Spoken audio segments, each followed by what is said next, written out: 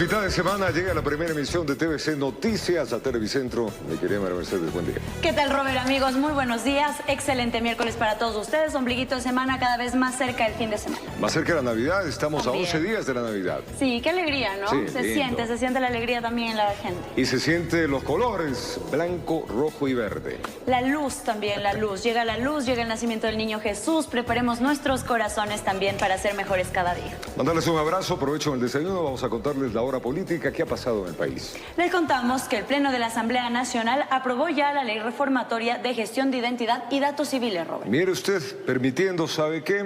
Cambiar su sexo en la cédula de identidad, entre algunas modificaciones. Preste atención. Tras una sentencia de la Corte Constitucional del año 2017 en la que se argumenta la no discriminación, el Pleno de la Asamblea aprobó cambios a la Ley Reformatoria de Gestión de Identidad y Datos Civiles que permiten a las personas cambiarse de sexo.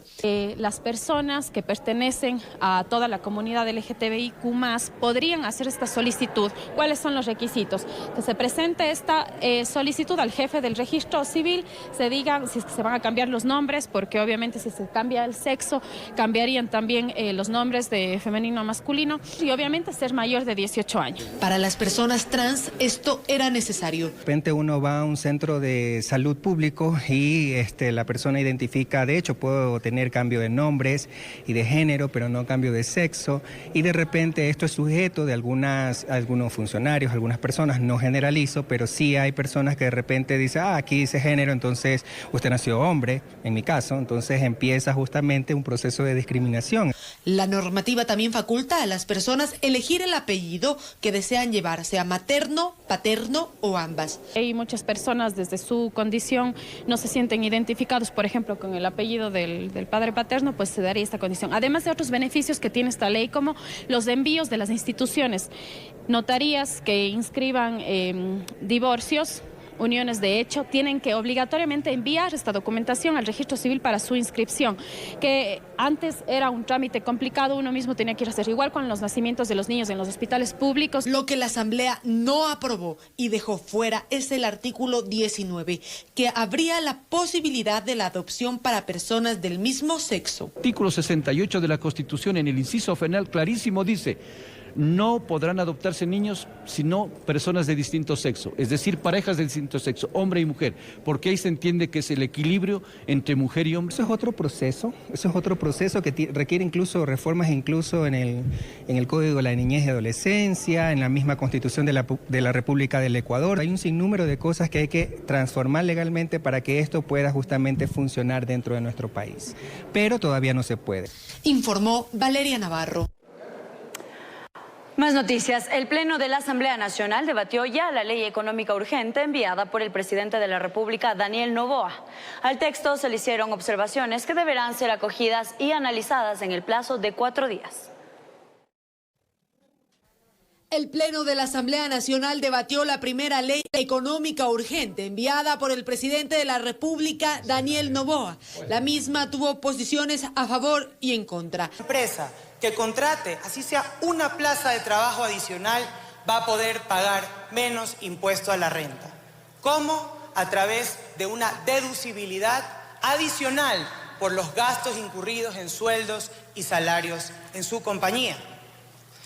Y este beneficio es aún mayor si la contratación es para los jóvenes graduados de colegios o universidades públicas. Para la atracción de inversiones indicó que se busca fortalecer las alianzas público-privadas y una normativa para desarrollar las zonas francas. En materia de recaudación, el Partido Social Cristiano señaló lo siguiente. A diferencia de otras, no hay paquetazo al bolsillo de la clase media ni de los pobres de la nación. Pero Construye no está de acuerdo con la normativa propuesta. La ley no genera ningún incentivo financiero ni tampoco generaría el empleo. Más bien consideramos que es una norma que es condonatoria de morosos del país, porque son las grandes empresas las que sin duda alguna siempre esperan a estos tipos de proyectos de ley para poderse beneficiar y no pagar los intereses. El correísmo, por su parte, expuso sus observaciones. La petición de prohibición para que no se pueda beneficiar de la remisión tributaria a personas naturales y jurídicas dentro del 4º grado de consanguinidad y 2º de afinidad de dignatarios, autoridades, servidoras y servidores públicas. Demos muestra de transparencia, pues, estimados legisladores. También se proponen cambios en las mediaciones internacionales y se explicó que se ha retirado uno de los artículos que generó polémica. Y ya no va ese articulado, ya no se les va a terminar cobrando el impuesto si es que venden un inmueble y de esta manera van a tener la tranquilidad. El primer debate se cerró y las observaciones van a la Comisión de Desarrollo Económico para en el plazo de 4 días elaborar un nuevo informe que entrará a un segundo debate que se estima sea la próxima semana, informó Valeria Navarro. Y el Frente Unitario de Trabajadores Amigos, el FUT, anunció movilizaciones y plantones en la Asamblea Nacional como muestra de rechazo a la posible aprobación del proyecto de ley orgánica de eficiencia económica. Pese a que aún no termina de nacer el proyecto de ley orgánica de eficiencia económica y generación de empleo, el Frente Unitario de Trabajadores FUT demanda la eliminación. Su malestar lo dejarán ver con medidas de hecho en los próximos días. Acciones inmediatas frente a la Asamblea, de plantoneras, de movilizaciones, frente que ni la Comisión de Desarrollo Económico, ni la Comisión de lo Laboral y Seguridad Social han tenido la predisposición de recibir al Frente Unitario para dar a conocer cuáles son nuestras propuestas. Vamos a movilizarnos para el 19 de diciembre. A los sindicalistas al parecer les quita el sueño la posibilidad de implementar zonas francas. Son espacios extranacionales que no tienen que rendir cuentas a la legislación nacional, que no tienen que entregar impuestos tampoco, y por lo tanto esto no solamente afectará la implementación de este tipo de zonas exclusivas para la producción, no permitirá el desarrollo de los ecuatorianos, no permitirá la creación de empleo decente, habrá esclavitud laboral moderna y tampoco permitirá al Estado recaudar impuestos. Tampoco están de acuerdo con la condonación de deudas a ciertos sectores. Desde hace 3 gobiernos que han pasado, me parece que son ya 6 o 7 veces que se les condona deudas, multas, intereses a los sectores empresariales y sobre todo a las élites económicas empresariales, que están debiendo más de 2.500 millones de dólares. El Ejecutivo y el Legislativo ha expresado su preocupación por los grandes empresarios, porque al pequeño empresario y al emprendedor, cuando hace un préstamo con la banca, le acosan día a día y le suben los intereses día a día. Frente a todo esto, la Asamblea Nacional tiene la última palabra, informó Héctor Romero.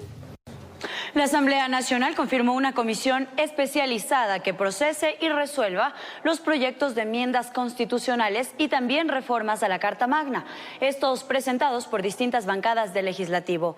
Ahora bien, ¿cómo se trabajará desde esta instancia? Se lo contamos en la siguiente nota. Con 125 votos, el Pleno de la Asamblea Nacional integró la comisión ocasional que se encargará de tramitar los proyectos de enmiendas que cuenten con dictamen de procedimiento de la Corte Constitucional. Está, por ejemplo, el presentado por la asambleísta Sánchez, que es quien motiva la conformación de esta comisión en cuanto al artículo 119, y también hay, por tratarse, 2 dictámenes de la Corte Constitucional que ya cumplirían 1 año en estos días.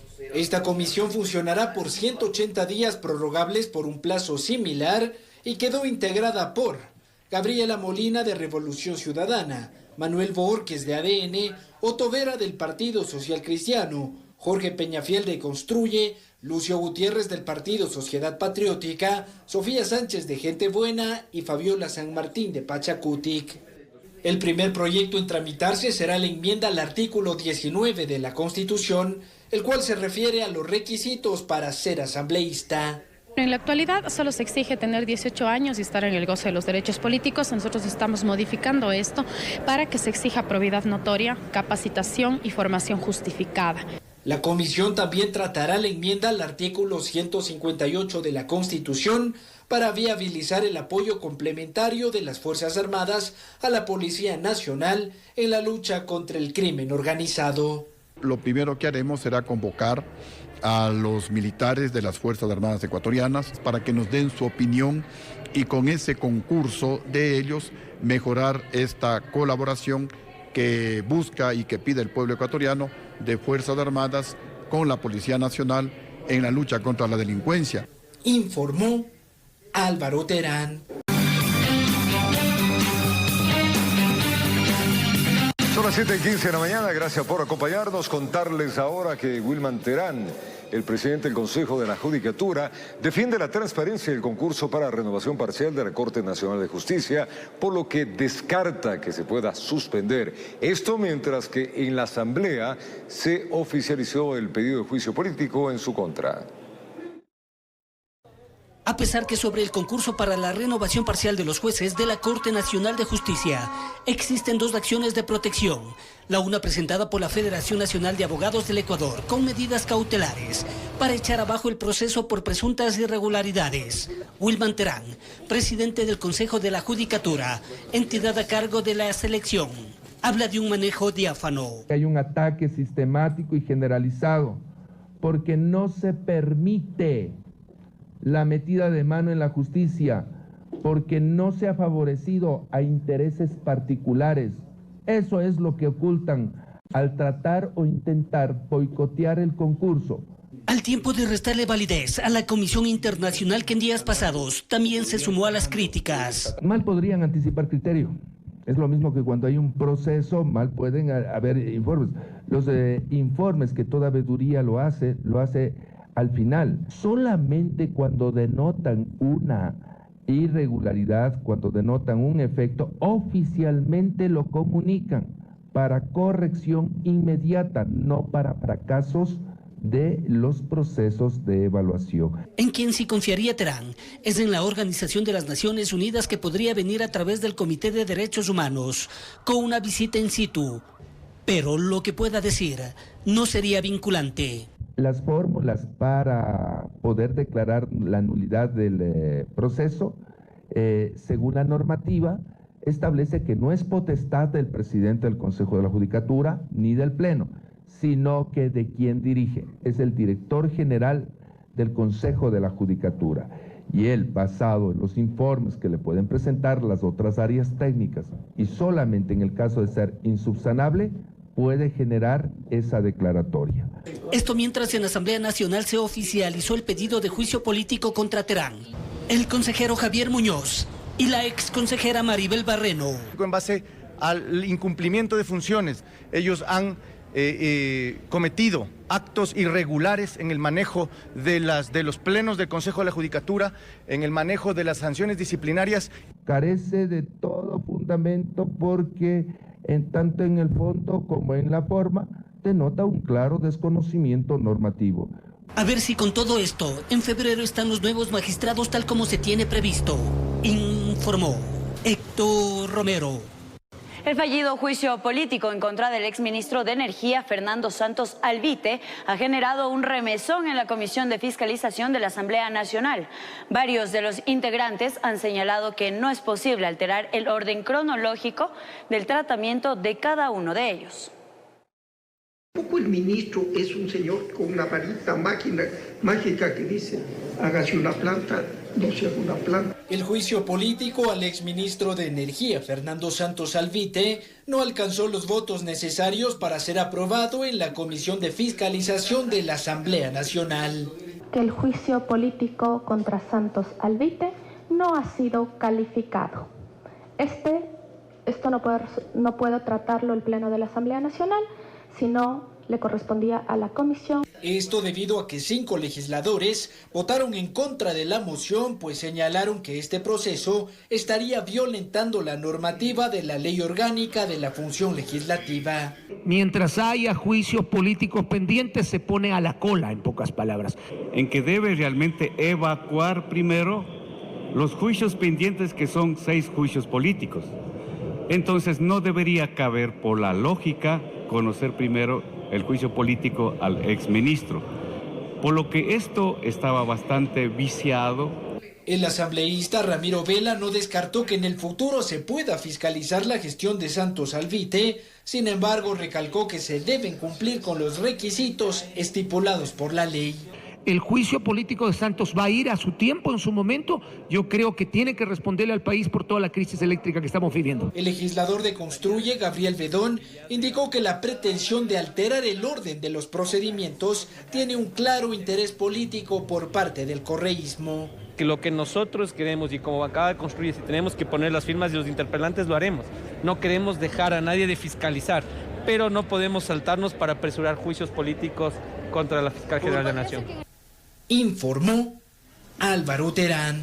7:21 de la mañana, Esteban Torres es el nuevo viceministro de Gobierno. El ex asambleísta del Partido Social Cristiano acompañará en la cartera de Estado liderada por Mónica Palencia. El PSC, a través de un comunicado, lo felicitó, pero también recalcó que sus aciertos y desaciertos serán de su exclusiva responsabilidad y se especificó que la relación que existe entre el partido y el gobierno de ninguna manera incluye cargos en la función ejecutiva. Y en menos de 48 horas, el presidente de la República, Daniel Noboa, volvió a cambiar a 2 de sus gobernadores. Se trata de los representantes de las provincias de Santo Domingo de los Áchilas, pues en esta estará a cargo Marco Antonio Quesada Ludeña, y en la provincia de Los Ríos, Edison Cibarsman Valencia Robles. Cambios en reforma tributaria, ojo, no elimina el impuesto a la renta en venta ocasional de bienes inmuebles. Así lo advierte la Cámara Inmobiliaria Ecuatoriana. El proyecto de Ley Orgánica de Eficiencia Económica y Generación de Empleo que se debate en el Pleno de la Asamblea Nacional genera expectativa en el sector inmobiliario del país. Para su presidente, Adrián Rodríguez, pese a que en el informe para primer debate se eliminó el pago del impuesto a la renta sobre la enajenación de bienes inmuebles, esto no sería suficiente en lo que respecta a la venta ocasional de bienes, pues se regresaría al régimen impositivo que dejó estipulado el expresidente Guillermo Lasso, en el que también se imponía un tributo. Quedaría subsistiendo la normativa anterior que grava este impuesto hacia las personas que venden de manera ocasional los inmuebles. Estamos de acuerdo que cualquier persona a la que su giro de negocio sea la compra y venta de bienes inmuebles pueda declarar utilidades e impuesto a la renta sobre lo que es la actividad propia. Rodríguez aclara que la aplicación de cualquier tributo a los bienes inmuebles generaría inestabilidad en el mercado y que este pago se sumaría a otros que ya se pagaban con anterioridad.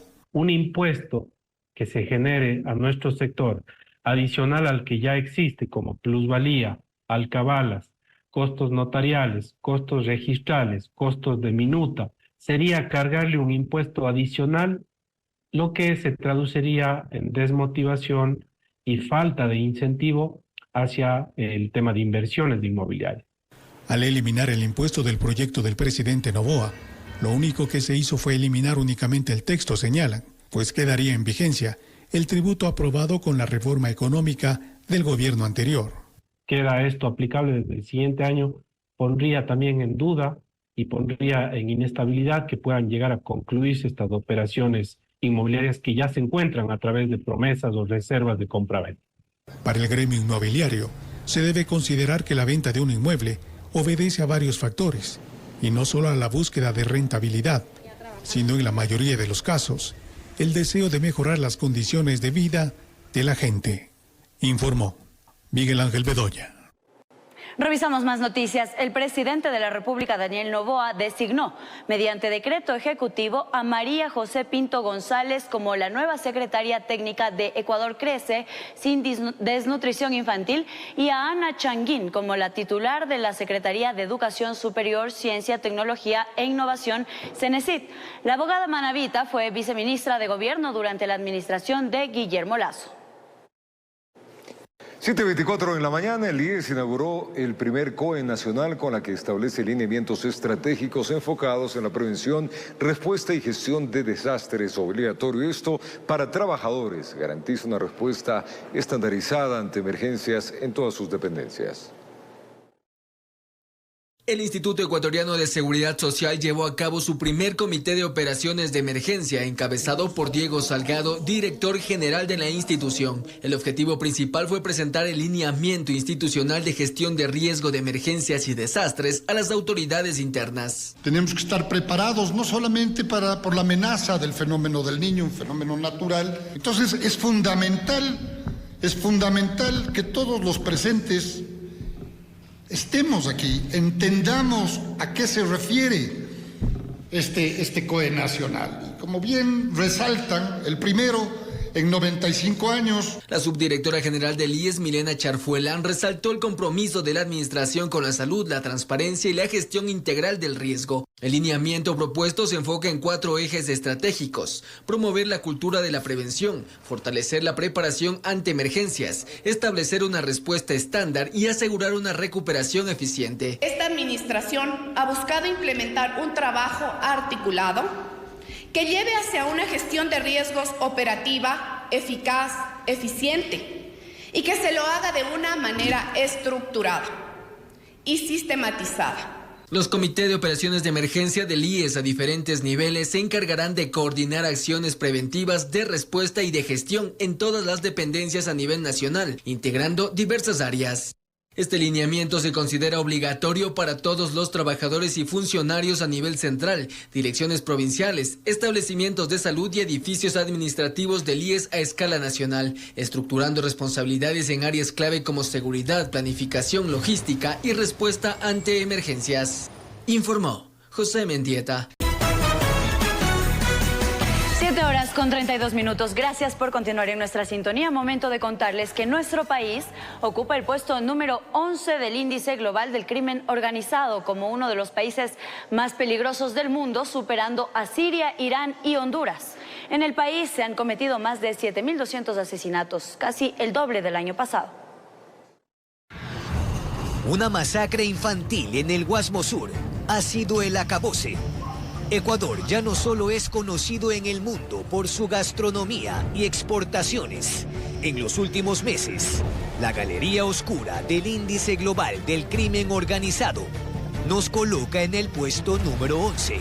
Vacunas y secuestros. Declarar un estado de excepción, cercar los barrios, ir puerta por puerta, auto por auto, detener a la gente que es sospechosa. Superamos a Siria, Irán, Turquía y Honduras. En este año se cometieron 7.250 asesinatos, casi el doble del año pasado. El presidente en el área de inteligencia va a cerrar el CIES y crear una nueva central de inteligencia, una que se llama Agencia Nacional de Inteligencia. Estamos hablando de un sistema de inteligencia multidominio interagencial. Guayaquil es un caso aparte. En 2021 apareció en una lista de 50 ciudades más peligrosas. En febrero subió al puesto 24. Y hace poco, el mismo Consejo Ciudadano para la Seguridad y Justicia Penal la ubica entre las 10 ciudades más violentas del mundo, al lado de 7 mexicanas y New Orleans, en Estados Unidos. El sector inmobiliario es uno de ellos, el sector automotriz es otro de ellos, la compra-venta de vehículos es otro de negocios que están siendo vinculados con el narcotráfico. En la zona 8 van 2.500 crímenes, 40% más que el año pasado. Durán, ni hablar. Hasta la fecha, 406 asesinatos. Y su alcalde amenazado de muerte. Ambos expertos aseguran que esta nueva calificación internacional negativa para el Ecuador pone en el ojo del huracán al sistema judicial. Servidores implicados en la liberación de peligrosos delincuentes deben estar bajo la lupa. Cuando un juez comete un delito, no es un juez, es un delincuente. Eso tiene que investigarlo ¿quién? La policía anticorrupción y anticrimen organizado que funciona con su sede en Quito, y tener que meter infiltrados en las unidades de flagrancia. Que si tenemos cómo levantar cabeza de las cifras criminales más aciagas de la historia nacional, afirman, dependerá de la astucia y determinación del Plan Fénix, anunciado por el gobierno. Informó Jorge Escobar. Y El Salvador se muestra como un país referente en temas de seguridad y combate contra el crimen organizado. Ecuador tratará de emular su sistema de seguridad, pero analistas señalan que también será necesario algunas reformas judiciales que faciliten la lucha contra estas estructuras criminales. La semana pasada, El Salvador celebró 500 días sin homicidios, un logro que se atribuye a la administración del presidente Nayib Bukele y a su lucha contra la violencia en el país. El Salvador está siendo considerado en estos momentos como un modelo a seguir en materia de seguridad para países como Ecuador, al ver la efectividad del plan de control territorial, que no solo supuso la inversión de fuertes cantidades de dinero para el manejo de cárceles, sino también una serie de reformas al sistema judicial. En este país, por ejemplo, se tuvo que reformar el Código Penal y Procesal Penal para llevar a cabo una serie de medidas como la posibilidad de hacer juicios colectivos a integrantes de pandillas, el endurecimiento de penas o la reducción de probabilidades de que jueces dejen en libertad a los detenidos. La estrategia de seguridad del actual presidente se basa en una serie de reformas legales y la suspensión de derechos constitucionales que permite de alguna manera flexibilizar todo el proceso de investigación y la manera en que se asignan o se retiran medidas alternas a la detención.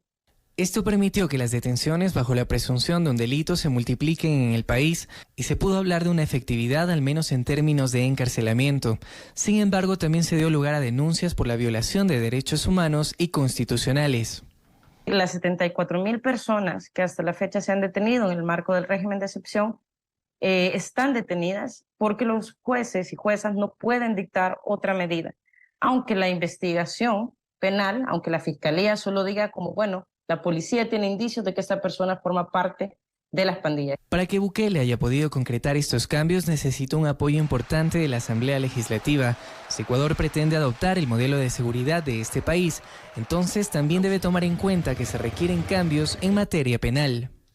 La Asamblea Nacional juega un rol fundamental hoy en día. Hay normativas que son necesarias toparlas para volverlas transversales al final de la toma de decisiones de las autoridades, en este caso de justicia. Además de esto, en el país centroamericano se llevó a cabo una política de jueces sin rostro con la intención de proteger a los magistrados. Con esto, los procesados bajo el régimen de excepción no pueden conocer quién los absuelve o quién los condena. En fin, una serie de medidas que facilitaron la reducción de la violencia en el país, la lucha contra estructuras criminales y que en El Salvador se pueda hablar de paz, seguridad y de oportunidades. Informó Edwin Benalcázar. El segmento tecnológico llega gracias a... Con el metro, Quito renace. Ahora le contamos que el gobernador del Guayas visitó el Cantón Milagro para conocer los terrenos en los que existe el proyecto de construcción de una unidad de vigilancia comunitaria para la zona 5. Además, recorrió un establecimiento educativo que será acondicionado para albergar a más de 200 policías, y esta es una información que les contaremos a todos ustedes más adelante. Mientras tanto, también seguimos revisando.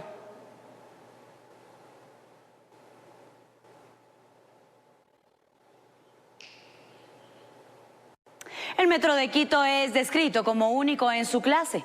Así lo destacan analistas al hablar de sus capacidades y tecnología. Conozcamos a continuación qué vuelve tan importante y característico a nuestro metro de la ciudad. El Metro de Quito es un metro único en su clase, así lo mencionan consultores al explicar que las características del metro de la capital no se asemejan a las de ningún otro. Destacan que este sistema es de los más modernos en la región y se compara su funcionamiento con metros de Europa o Norteamérica. ¿Pero qué vuelve a nuestro metro tan particular? En este sentido, podemos destacar que los trenes son semiautomáticos. Si bien gran parte del sistema está automatizado, se requiere de un operador para el control de ciertas funciones, como el manejo de las puertas. Pues el metro de Quito está, digamos, a la altura de cualquier metro del mundo.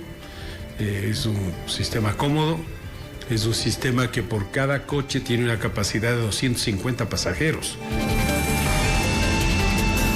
Otro aspecto relevante es el uso de ruedas de acero y no neumáticas, como ocurre con el Metro de Santiago de Chile. Este cambio, se explica, es para que no se registre un aumento de temperatura en las estaciones debido a la fricción entre las ruedas y las rieles. En el caso de Quito tenemos ruedas de acero, ¿no es cierto? Es un tren semiautomático. El Metro de Quito también cuenta con un sistema electrificado para su funcionamiento. El uso de energías limpias permite el desplazamiento de los vagones a través de un riel que tiene contacto con un cable deslizante. La implementación de tecnología de punta para el funcionamiento del metro de la capital también supone la intervención de un equipo altamente especializado que pueda dar mantenimiento tanto de trenes como de estaciones. La municipalidad debería en este momento preocuparse del tema del mantenimiento a futuro de este sistema. A través del uso de este sistema se transportan tan solo en un tren aproximadamente 1.200 personas, de acuerdo a datos oficiales de la municipalidad. Y para que tengamos una idea de su capacidad, entre el viernes pasado y el día domingo utilizaron este medio de transporte 1.161.000 personas.